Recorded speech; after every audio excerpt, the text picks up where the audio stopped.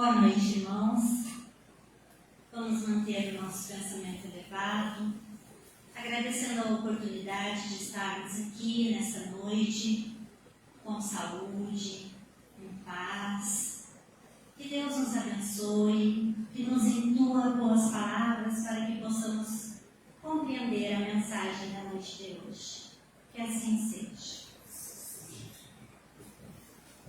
A reflexão da noite de hoje fala sobre o emprego da fortuna, itens 11 a 13, e está no capítulo 16 do Evangelho segundo o Espiritismo, com o título Não se pode servir a Deus e a Mamon. Então, para iniciar a nossa reflexão, tem uma passagem no Evangelho que diz o seguinte: a pobreza é para os que a sofrem a prova da paciência, da resignação e da humildade. A riqueza é para os outros a prova da caridade e da abnegação. Então sabemos que todos os espíritos, sejam pobres ou ricos, eles estão todos em provação. A pobreza é uma prova dura. A riqueza é uma prova perigosa e muito arriscada, mais perigosa que a miséria, devido às tentações que ela gera e pela fascinação que ela exerce. A prova da riqueza não é fácil de ser vencida, pois ela pode estimular as más tendências e o predomínio das paixões inferiores. O fato da riqueza tornar difícil a prova de quem a recebe não quer dizer que isso seja impossível de superar. A prova da riqueza, ao contrário, ela pode servir como um meio de salvação para aquele espírito que está em prova e que souber dar a essa prova, a essa forma de vida que ele recebeu na presente vida terrena, se ele souber dar uma utilidade edificante. Então pode ser uma forma dele vencer uma grande dificuldade que ele tinha, para passar na vida presente. Pelas consequências que essa prova provoca, a prova da riqueza é um meio concedido por Deus para avaliar duas coisas: para avaliar a sabedoria e a bondade do ser humano. É uma forma de testar a capacidade moral, mediante o uso correto da riqueza na prática do bem e da caridade. Então, por isso que essa prova ela serve de instrumento para impulsionar o progresso espiritual. Ela é uma prova muito difícil. Portanto, quem consegue vencer essa prova, essa pessoa, esse espírito, vai ter um grande avanço, um grande progresso espiritual. No Livro dos Espíritos, de Allan Kardec, lá nós temos alguns questionamentos a respeito da prova da riqueza.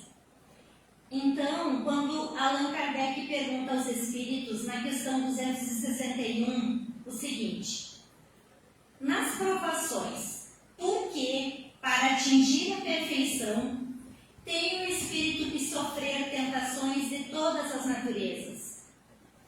Ele tem que se achar em todas as circunstâncias que possam lhe excitar o orgulho, a inveja, a avareza, a sensualidade e outros?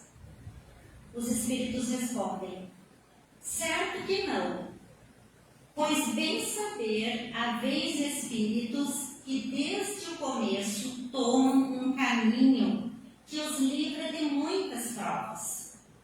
Aquele, porém, que se deixa arrastar para o mau caminho, esse sim corre todos os perigos que o inçam. Pode um espírito, por exemplo, pedir a riqueza e esta lhe ser concedida. Então, conforme o seu caráter, ele poderá se tornar um obcecado por acumular riquezas, um esbanjador, um egoísta ou um espírito muito generoso, onde ele vai poder fazer o bem e assim melhorar as suas qualidades adormecidas. Na questão 264, Kardec pergunta aos espíritos: que é o que dirige o espírito na escolha das provas que queira sofrer? E os espíritos respondem: o espírito escolhe passar por essas provas de acordo com a natureza das suas faltas. Os que o levam à expiação, então tem provas que vai levar esse espírito à expiação de alguma falta que ele precisa passar e assim progredir mais depressa. Outros espíritos escolhem impor a si mesmos uma vida de miséria e de privação, onde o objetivo é suportar essa prova com coragem. Outros ainda preferem experimentar as tentações da riqueza, as tentações do poder, que são muito mais perigosas pelo abuso que pode haver e pelas más aplicações. Então, muitos deles preferem escolher para experimentar passar por essa prova, para que eles consigam usar muito da sua luta interior para sustentar, para vencer um vício, na verdade. Então, essas provas, elas são escolhidas pelo próprio espírito e muitas vezes, nessas provas, eles acabam sucumbindo. Eles não conseguem vencer. Então, eles precisam vir de novo em outra reencarnação, passar pelas faltas que eles precisam vencer, porque na anterior ainda não conseguiram. Na questão 815, Allan Kardec pergunta: qual das duas provas é mais terrível para o homem? A da desgraça ou a da riqueza? E os espíritos respondem: tanto uma quanto a outra. A miséria, ela provoca queixas contra a providência. O espírito, nós temos, todos nós, temos o esquecimento, né? Então a gente vem cumprir aquilo que a gente escolheu passar, mas a gente esquece, porque é necessário, é uma vida nova. E dentro desse esquecimento, muitos dos espíritos na Terra, dependendo daquilo que eles precisam passar, eles acabam se queixando da própria sorte. Se queixam demais da vida, culpam muitas vezes a Deus por aquilo que estão passando, sem entender muitas vezes que pode ter sido uma prova escolhida por ele. Na questão 816, Kardec comenta o seguinte: a posição elevada no mundo e a autoridade que muitos espíritos pensam exercer sobre os seus semelhantes são provas tão grandes e arriscadas quanto a miséria. Porque quanto mais o homem for rico e poderoso, mais obrigações ele tem a cumprir. Maiores são os meios de que ele dispõe para fazer o bem, mas também o mal. Deus experimenta o pobre pela sua resignação. E Deus experimenta o rico pelo uso que ele vai fazer dos bens que lhe foram concedidos.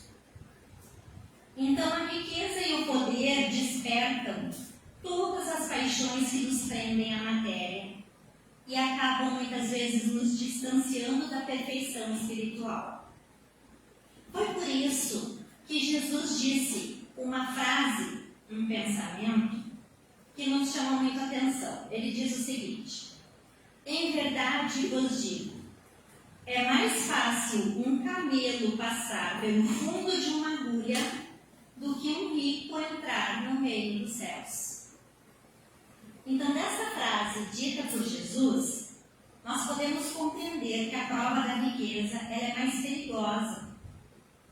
Porque a tentação de abusar dos recursos e se apegar aos bens materiais é praticamente irresistível para todos nós que estamos aqui. Porque ainda não somos perfeitos, ainda estamos aprendendo, temos muito o que passar ainda, o que viver, o que aprender. Então quer dizer que aquilo que o homem passa e as ações que ele executa hoje, durante a sua vida terrena, depende muito do seu caráter e também da bagagem espiritual que ele traz. No Evangelho segundo o Espiritismo, ainda lá no item 11 do nosso tema, explica o seguinte: não podeis servir a Deus e a Mamon. Guardai bem isso em lembrança. Vós, a quem o amor do ouro, o amor pelo ouro domina. Vós que venderíeis a alma para possuir tesouros, porque eles permitem vos eleveis acima dos outros homens e vos proporcionam os gozos das paixões que vos escravizam. Não podeis servir a Deus e a Mamon. Se, pois, sentis vossa alma dominada pela cobiça da carne, tendes pressa em vos libertar do jugo que vos oprime, pois chegará o dia em que Deus, justo e severo, vos dirá: que fizeste, administrador infiel, dos bens que te confiei? Esse poderoso móvel de boas obras só usaste para a tua satisfação pessoal? Então, muitos depositam tudo na posse dos bens materiais. Apoderam-se desses bens como se fossem eternos. Deixam-se levar pela ambição, pelo desejo insaciável de acumular mais e mais, sem pensar na vida futura, sem se interessar pelas verdadeiras virtudes que Deus quer que nós desenvolvemos. E então, quando menos se espera, em meio a ambiciosos planos, esse espírito ele é arrebatado, ele desencarna, ele volta à pátria espiritual e ele precisa prestar contas da utilização de todos os bens que Deus lhe deu a oportunidade de ter. Então, que nós possamos compreender e não esquecer que nada nos pertence na Terra, nem sequer o nosso próprio corpo. A morte nos despoja dele, como de todos os nossos bens materiais. Nós somos depositários, ou seja, Deus deposita nas nossas mãos muitos bens, para que possamos usá-los, agir para o bem, prestar, ajudar o nosso irmão, muitas vezes em dificuldade. Mas nós precisamos devolver esses bens, restituir. Então, ele nos empresta sob a condição de que, pelo menos o supérfluo para nós, seja bem empregado àquele que mais necessita.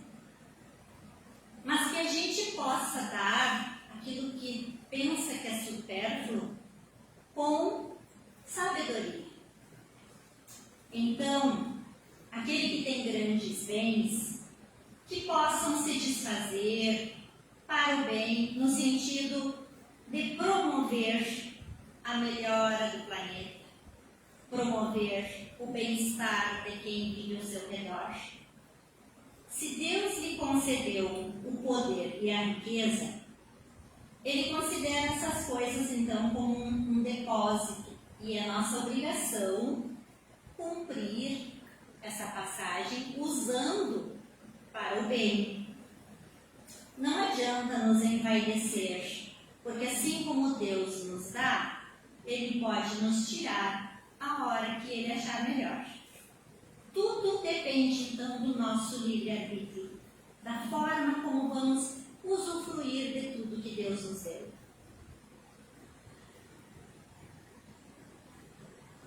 O mau uso desses bens é quando a gente usa pensando somente no nosso bem-estar, então.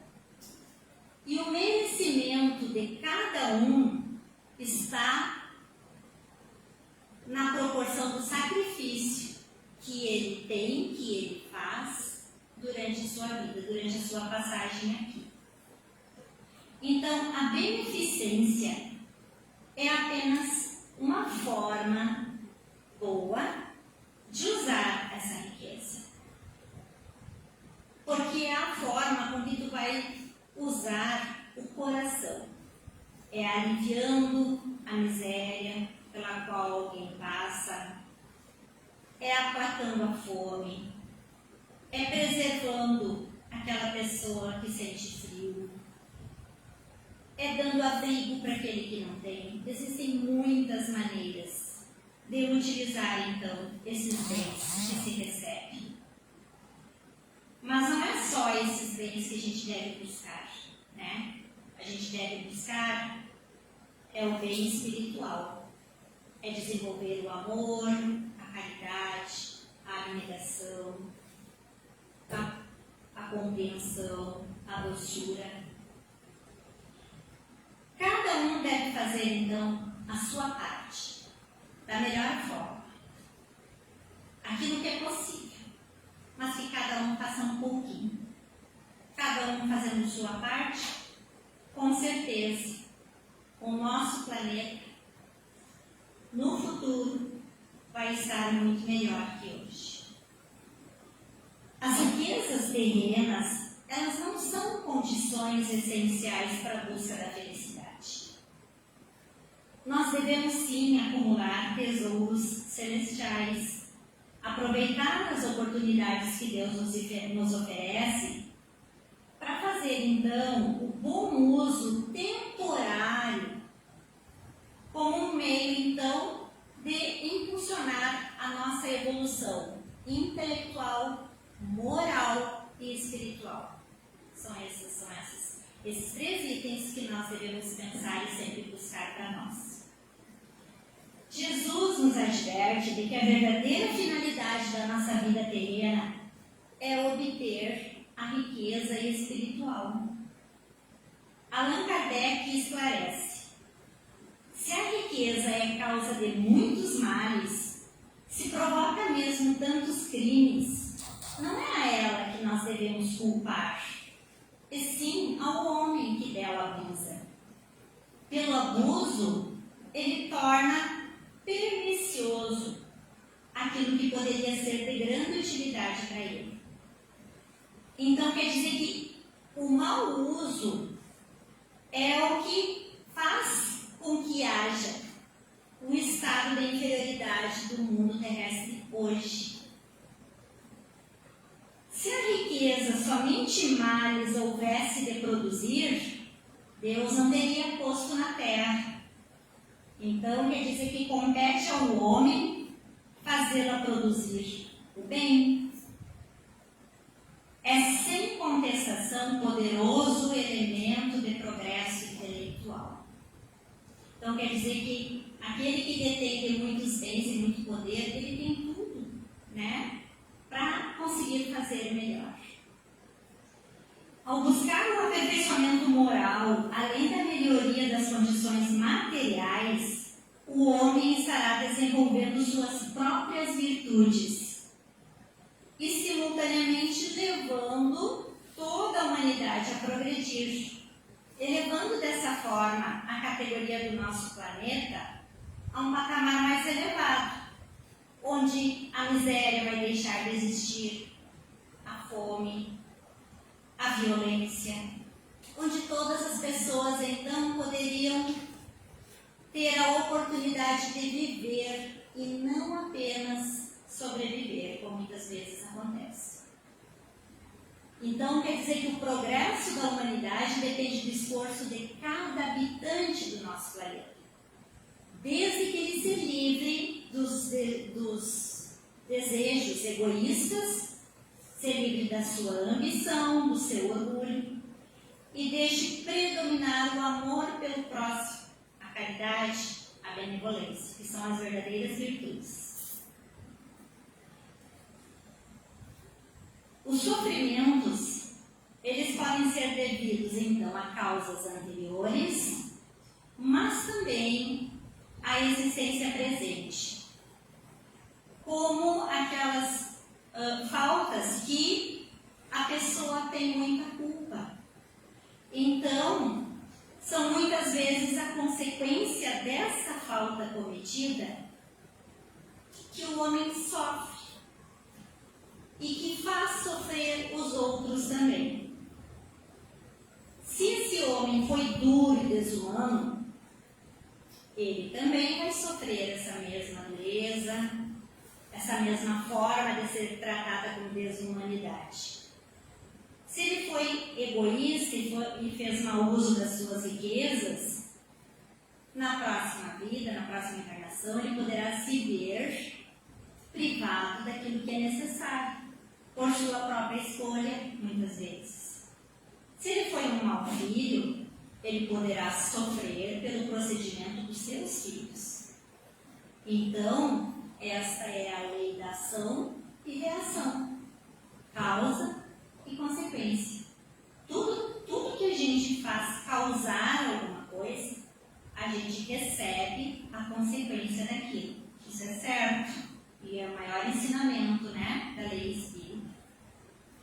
Então, como mensagem final, o Espírito Joana de Ângeles, no livro Vida Feliz, psicografado por Divaldo Franco, no capítulo 61, nos ensina o seguinte. Lá diz: a tua posse em relação aos bens terrestres é relativa.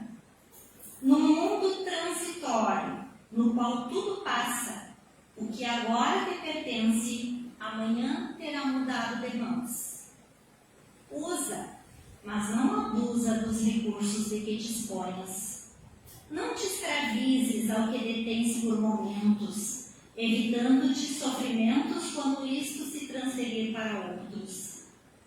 Os únicos bens de duração permanentes são os tesouros dos sentimentos, da cultura e das virtudes. Portanto, lembrem-se das palavras do Mestre Jesus no Evangelho de Mateus, no capítulo 6, versículo 19 a 21, que diz: não acumulem tesouros sobre a terra, onde as traças e a ferrugem corroem, e onde ladrões escavam e roubam. Mas ajuntem tesouros no céu, onde as traças e a ferrugem não corroem, e onde os ladrões não escavam nem roubam. Porque onde estiver o seu tesouro, aí estará também o seu coração. Então, que possamos refletir sobre o emprego da nossa riqueza e como podemos utilizá-la para o bem.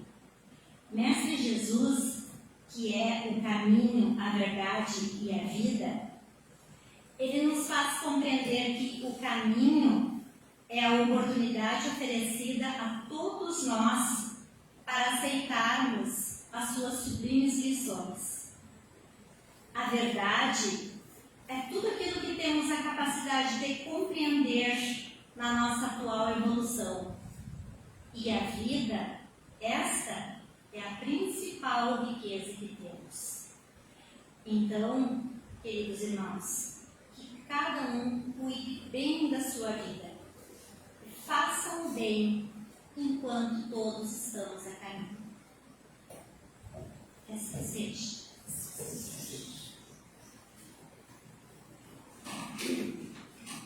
Vamos aproveitar a oportunidade de estarmos aqui então para elevar um pensamento a Deus, sentar bem acomodados na cadeira. Vamos imaginar à nossa frente Jesus com suas mãos estendidas sobre a nossa cabeça. vamos imaginar um feixe de luz adentrando pelos nossos chakras, iluminando o nosso corpo, renovando as nossas células, tirando dos nossos ombros o peso das nossas dificuldades, das nossas preocupações. Que Deus nos renove em pensamento e sentimento. Que Ele possa estar à nossa frente para nos guiar, ao nosso lado para nos acompanhar, acima de nós para nos abençoar, atrás de nós para nos defender de todo mal e dentro de nós para nos iluminar. Que Ele abençoe as nossas famílias, os nossos amigos, ilumine o nosso lar terreno e que sempre nos dirija, nos dando consciência daquilo que temos e como agir para o bem da melhor forma possível. Agradecemos a Deus por esta noite de reflexão e que assim seja.